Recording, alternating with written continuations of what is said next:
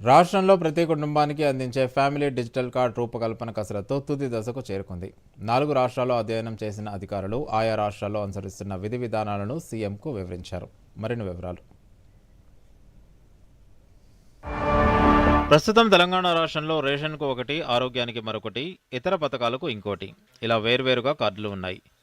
ఇక నుంచి ఒకే కార్డులో లబ్ధిదారులు అర్హత కలిగిన అన్ని సంక్షేమ పథకాల వివరాలు ఉండేలా రాష్ట్ర ప్రభుత్వం ఫ్యామిలీ డిజిటల్ కార్డును తీసుకువస్తుంది.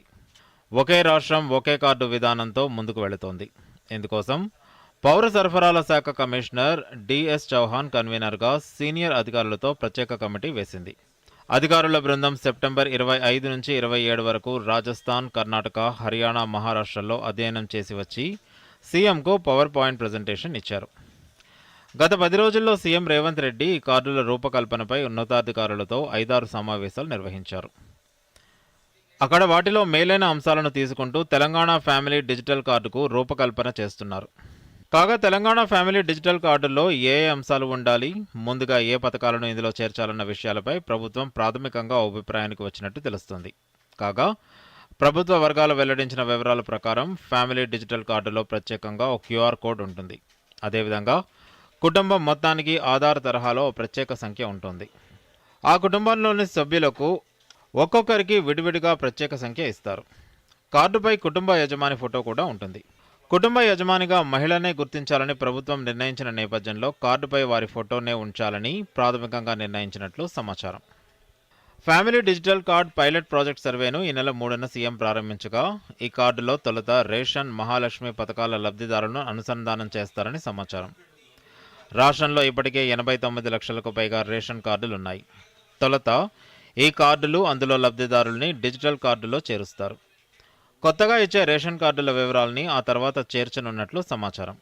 అదేవిధంగా మహాలక్ష్మి పథకంలో భాగంగా 500 రూపాయలకే గ్యాస్ సిలిండర్ పథకం అమలవుతోంది. వీరి వివరాల్ని కూడా డిజిటల్ కార్డులో తొలి దశలోనే అనుసంధానించనున్నట్లు చెబుతున్నారు.